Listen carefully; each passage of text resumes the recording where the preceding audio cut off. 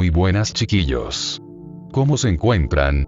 Hoy les traigo un video un tanto diferente a lo que están acostumbrados. Esta vez quiero que se relajen, se dejen llevar y se preparen para sumergirse en un ambiente cargado de misterio y suspenso. Te recomiendo que apagues las luces, te pongas cómodo y dejes que la oscuridad y el silencio te acompañen mientras escuchas los relatos que tengo preparados para ti. En esta ocasión, te voy a compartir 3 historias inquietantes, todas provenientes de lo más profundo de la web. Son relatos que han circulado por distintos rincones de internet, cargados de atmósfera, tensión y secretos ocultos. Así que acomódate bien, abre tu mente, y prepárate para adentrarte en estos relatos que podrían hacerte mirar la realidad de otra manera.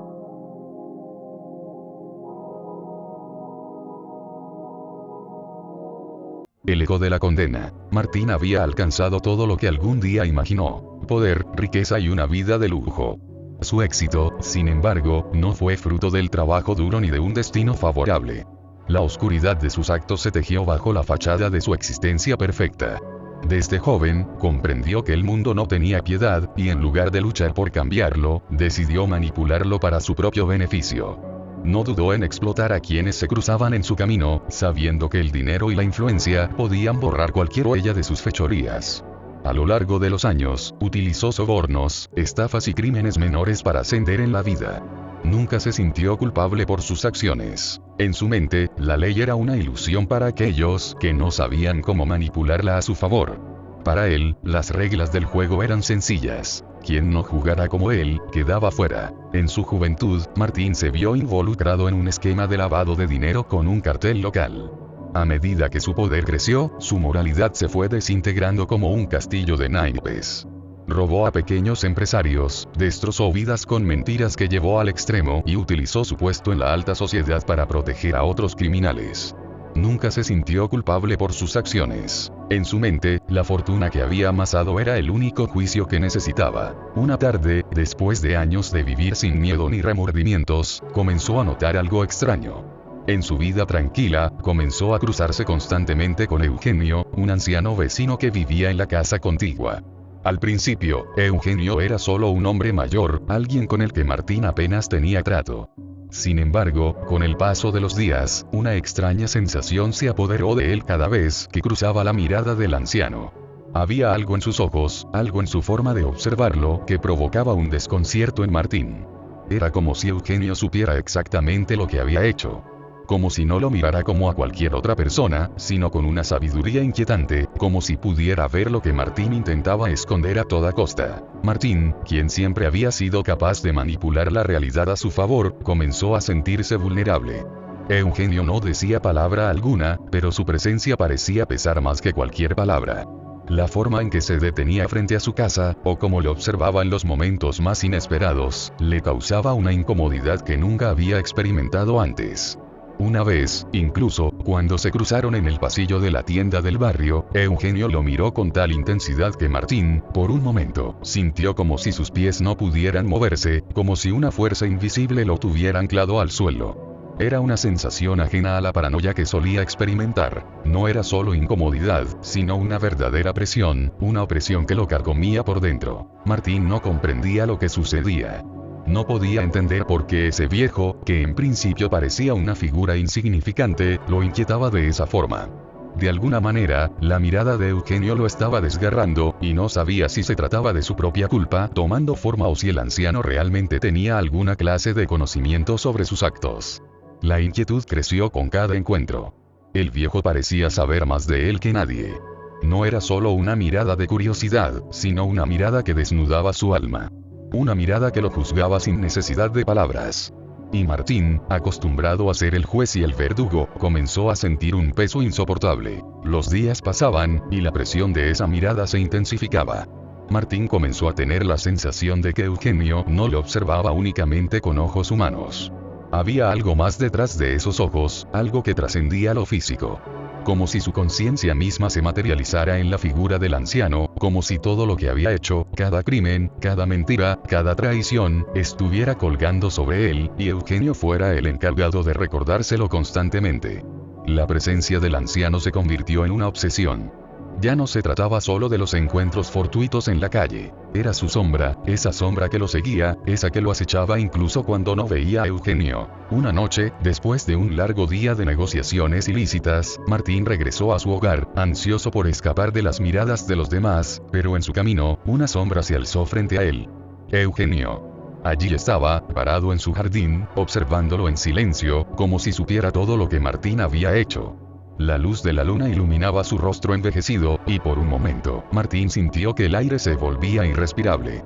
Su respiración se aceleró. El anciano ya no era solo un hombre, sino la manifestación de todos sus pecados. Ya no podía ignorarlo. Su presencia lo había alcanzado, y sentía que el juicio se estaba acercando. El hombre que siempre había sido imparable, siempre confiado en su habilidad para controlar el mundo, ahora sentía que algo se desmoronaba dentro de él. Esa mirada ya no solo lo observaba, lo penetraba, lo juzgaba. Y Martín, incapaz de escapar, comenzó a sentir un miedo genuino. No era el miedo de ser descubierto, sino el miedo a algo mucho más profundo. El miedo a enfrentar lo que había hecho. La idea de que Eugenio pudiera revelarlo, de que pudiera exponer sus fechorías al mundo, lo llenó de terror. Por primera vez en mucho tiempo, Martín se sintió impotente, vulnerable. Sentía que no podía escapar de esa mirada que le reclamaba la culpa. En un arranque de desesperación, una furia ciega se apoderó de él.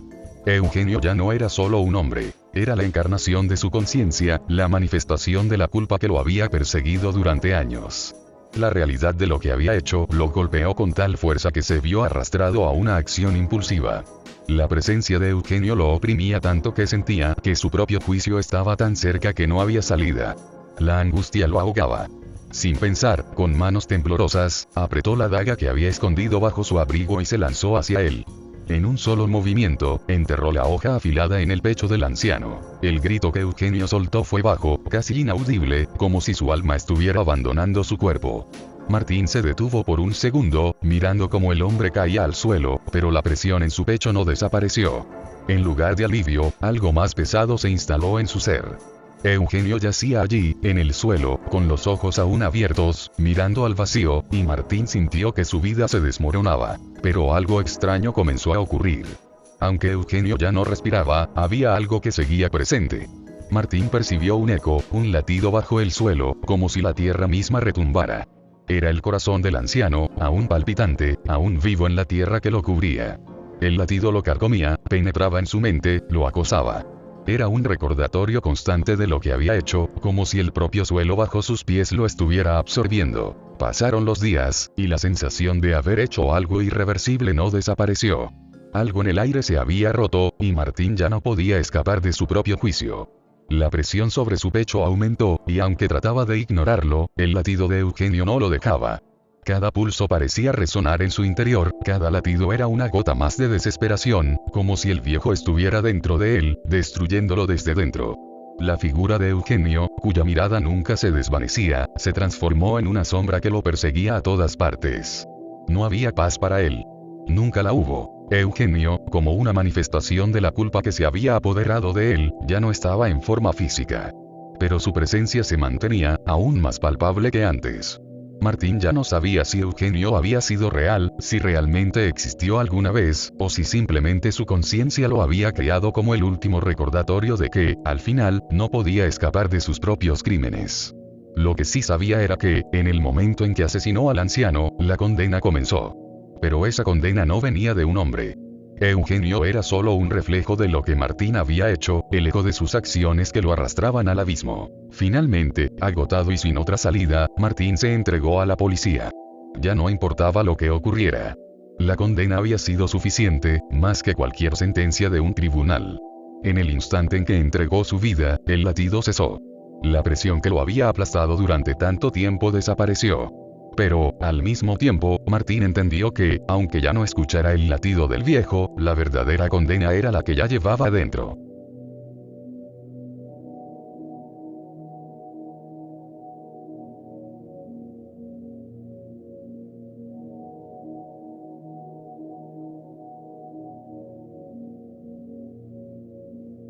El silencio en la casa Rivas. La casa número 43 de la calle Saavedra, era de esas que, a una plena luz del día, parecían encogerse en su sombra. Las cortinas siempre cerradas, los postigos carcomidos por la humedad, y un aroma persistente a encierro, daban testimonio de algo que no era del todo humano, ni del todo comprensible. En ella vivían 3 almas, si aún se les podía llamar así, consumidas lentamente por el sopor de una convivencia rota, donde el amor alguna vez floreció como una flor enferma, y luego se secó en el aire viciado del resentimiento. El padre, Julián Rivas, era un hombre de rostro enjuto y mirada de vidrio.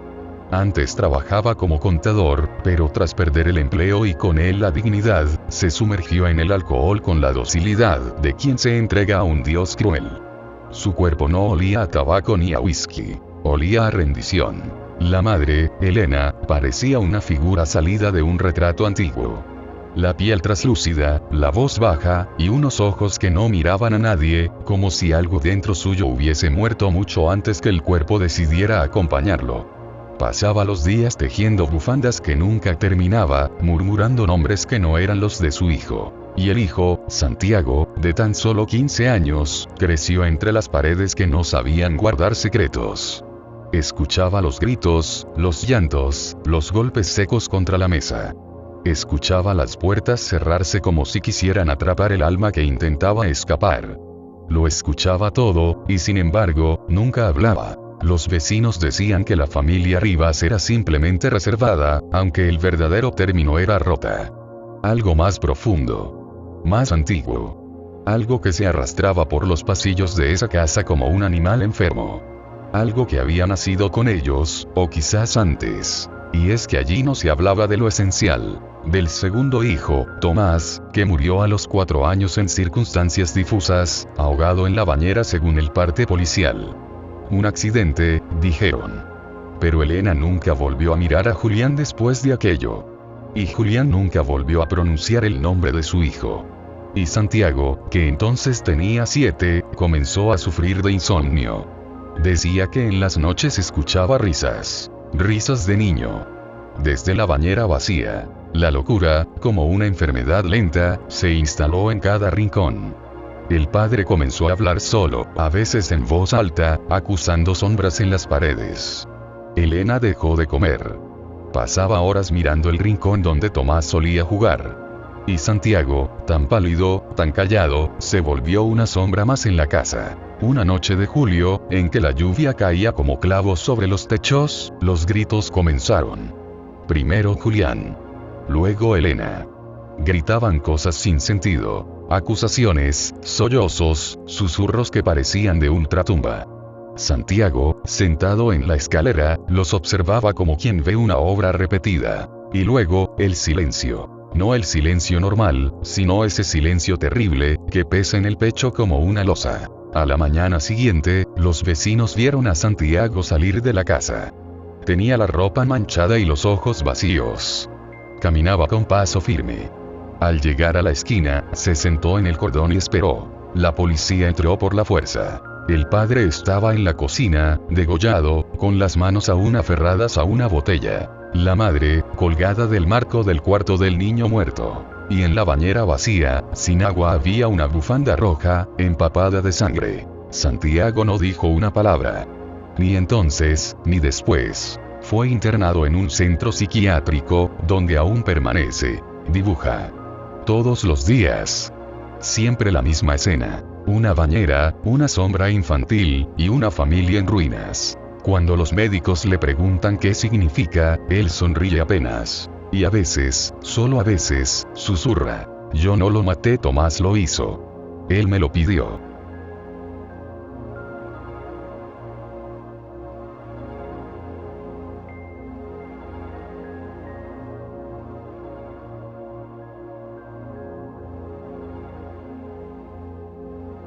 El espejo de la bruma. En un confín remoto del Atlántico Austral, donde la tierra termina en un desgarrón de acantilados carcomidos por la marea, se alzaba un faro ruinoso, custodio de nieblas perpetuas y vientos inmisericordes. Aquella torre de piedra verdeada, cicatrizada por la sal y el tiempo, se convertía, al caer la noche, en el único ojo encendido en un mundo de oscuridad líquida y olvido. Allí se retiró el señor Álvaro N., hombre cuya aversión por el género humano era tan densa como la bruma que envolvía su nuevo hogar. Su rostro, anguloso y tenso, parecía hecho no de carne sino de mármol agrietado, y sus ojos, dos puñales hundidos en cuencas profundas, delataban un cansancio que no era físico, sino existencial. Durante años había deambulado por ciudades donde las voces eran ruido, las sonrisas eran máscaras, y cada conversación era una coreografía vacía y humillante. La banalidad de lo cotidiano le resultaba insoportable. La estupidez humana, un zumbido constante en su cráneo. No halló consuelo en templos ni en tabernas, y un día, sencillamente, se alejó de todos, sin anunciarlo ni lamentarlo, como si al hacerlo simplemente corrigiera un error ontológico. En el faro encontró al principio lo que buscaba: la paz brutal del silencio. Las olas le hablaban con un idioma antiguo y sincero. El viento, más honesto que cualquier amigo. La soledad, por fin, absoluta. Pasaron los días, y luego los meses, sin que su voz se encontrara con otra.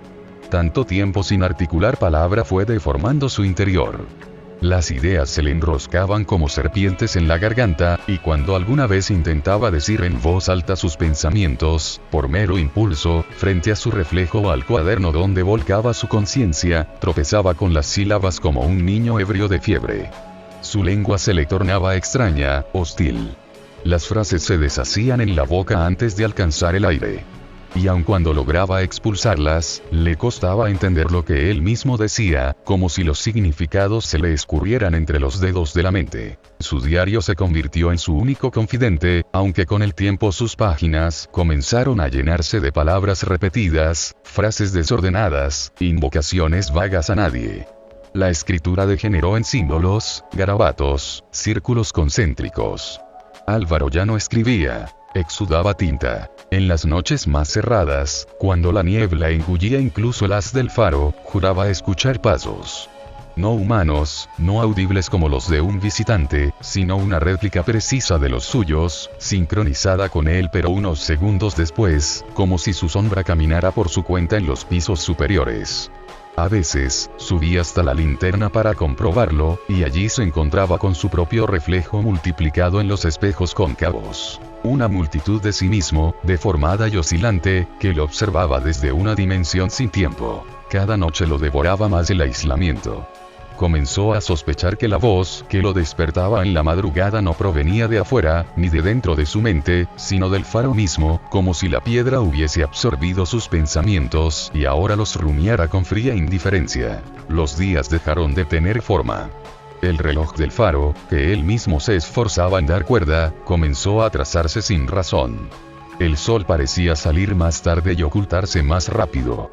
Álvaro dejó de notar si era lunes o jueves. En su última entrada legible escribió: ya no tengo certeza de si soy yo quien enloquece o si estoy entrando en la verdadera cordura. Cuando por fin cesó la luz del faro, los pescadores de la zona, reacios a acercarse pero impulsados por la obligación, subieron con precaución hasta la torre. No hallaron cadáver, ni señales de lucha, ni indicio de huida. El cuaderno estaba abierto sobre la mesa de madera corroída, con una frase escrita en lo que parecía sangre seca: he logrado huir del hombre. He logrado huir de mí. Aunque la estructura fue restaurada y otros cuidadores se instalaron brevemente, ninguno soportó más de una semana. Decían que en las madrugadas, justo antes de que el sol se insinúe por el horizonte, se escuchan pasos, idénticos a los suyos, que los siguen piso por piso. Y que el espejo de la linterna no refleja su imagen, sino la de un rostro enjuto, de ojos huecos y boca temblorosa, que mueve los labios sin emitir sonido, como si intentara recordar cómo se hablaba.